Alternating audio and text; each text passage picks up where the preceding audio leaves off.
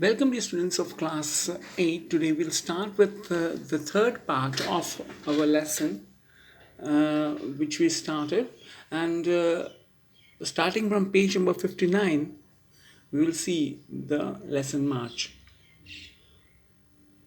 Some vultures seem to have a sense of history and like to rear their young ones in ancient buildings. A pair of newfrons has for years occupied the same niche. Niche means the environment, the background, in the western wall of the Bara Gumbad in Lodi Garden.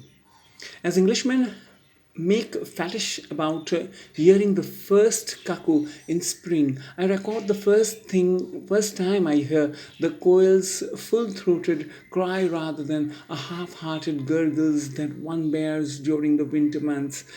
So here, winter months also, this gurgling sound of the quail, or sometimes, it's half-hearted. When sometimes full-fledged singing of these birds will be there, it will be like very much a fetish, much more of that nature.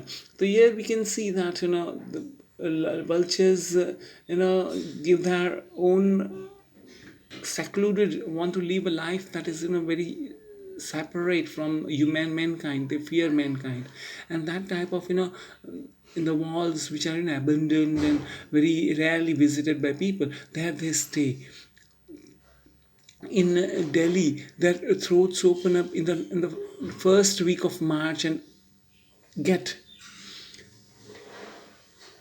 clearer as the days get warmer and as the nesting seasons starts nearer. So here the sound is the season changes. The sound of this birds have been observed to be changing, and the nesting period is a period when they stay in the nest and they rear the young ones. About the same time, the papihas, the hawk cuckoos, begin to announce their presence. So that way, the nesting period of theirs starts. Some bird song can be heard around the clock. Crow, crow peasants, deep-throated hook, hook, hook, tree, tree pies, harsh overture to the sound they make, followed by tinkling of bells and golden orioles, fruity, mellifluous calls can be heard every morning. So these type of sounds are heard by by this writer all the time, and fine narration of the March month when the changes in the lifestyle of these birds change, and how the output of sound changes in the different patterns, so nicely explained by the writer here. It's worth understanding. On the warm afternoon, the tuck, tuck, tuck, tuck of the coppersmiths, Basant or the crimson barbet sounds very much like the short blasts made by the diesel-operated flour mills in villages. The sound that is compared to the diesel operated flour mills, the flour mills where the diesel is put in the engines to make it work, and that is used in these mills have been compared with this sound. Moving further, we'll see that no songbird in India can match the magpie robin, Shama or Dial. It usually sings only in the early hours of the morning or at twilight and evening. So this is the time that the songbird sings, the magpie robin, Shama or the Dial. In March, the Lodi Gardens and the Buddha Jayanti Park are much frequented by picnickers. So picnic people, those who go on picnics, they frequent there, go there to see these birds. The Buddha Jayanti Park specializes in planting mass of the same flower for each bed. The Lodi gardens has quite a few flowering trees and beds of uh, pansies, phlox, salvias, violets, and other delicate varieties of flowers. These are all the type of flowers that grow during in this Lodi garden, and is observed by the writer, and he is narrated in a very flowery way. A good time for visiting parks is the afternoon of Holi, after the colored water spots out and the most people are tired of engaging in post-Holi feasting. So yeah, Holi, as you know, comes in March. So the colored water is, spots are over them, and all these people play with Holi. US children like, to play with the pichkari and the water balloons, or the plastic water water you fill in the plastic bags and throw at each other's, and all these are part of the Holi celebration that is in the month of March, that is remembered by the poet.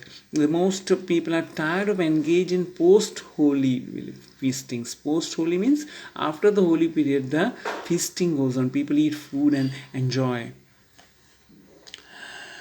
In the Lodi Gardens, purple bougainvilleas, the most luxuriant and pristine, see it's given away, pristine is actually the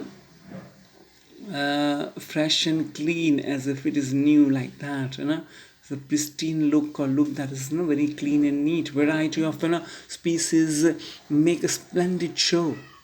To me, seen among the birds are owlets, small young ones of owlets, sitting in the hole of old walls, making the sun with their eyes shut, and shrieks. Shrieks means making the sound of the owlets. You can generally spot the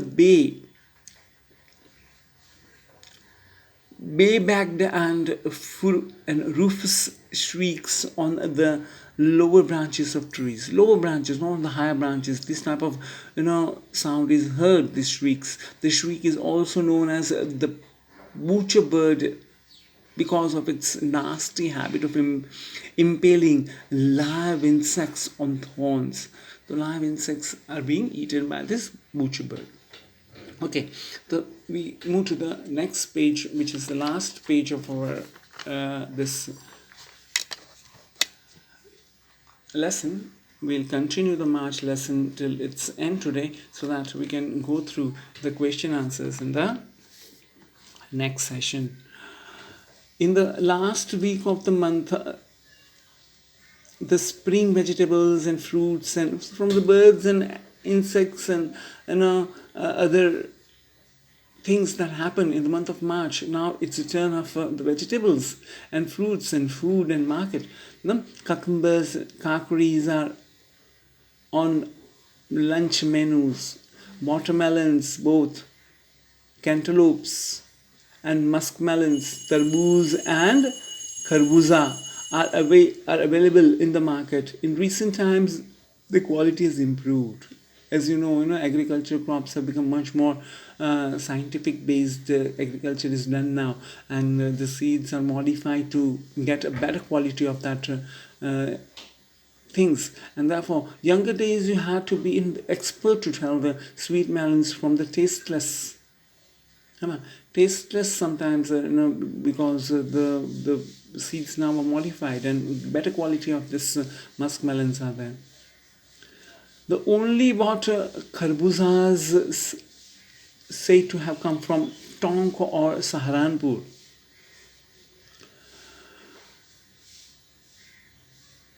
Today, you have to be unlucky to bring home a flat tasting melon. Most of these are sweet and succulent. Succulent, you can see down below. Succulent is the full of juice. That you can suck it. That was succulent, and the succulent juice is also part of this melons. Then there is a closely flowing to the heels of this earthly fruits come the mulberry. Mulberries, you like it, right? Both the white and the purple variety. Mangoes from the south and much fancied Alfonso from the Konkan coast can be had at a price in fruit shops. Catering to the rich. पहले ना rich people ही खा सकते, इतना महंगा होता है.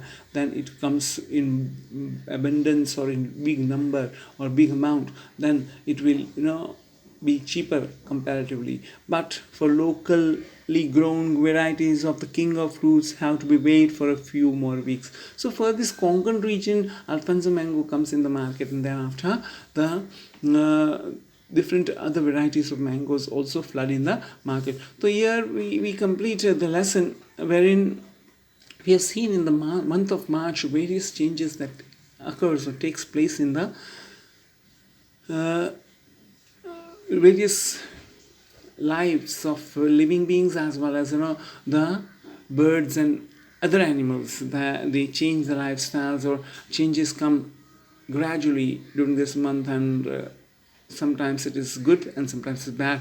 But overall, the narration by this Kushman Singh's narrative here is very nicely written, and therefore we have to say something about the writer Kushwant Singh. He was a novelist, journalist, historian, and was a widely read Indian columnist. Columnist means those who write in the newspaper. He wrote 3 weekly columns that were produced by over 50 journals across the globe. Not only India, across the globe he wrote. He was most famous for his novel Train to Pakistan. He is also known for his translations in Urdu, poetry, as well as Sikh texts. So here we come to know about the writer also many things, and with this we conclude our lesson. In the next session we will go for the question answers of the text. Till then, see you and goodbye.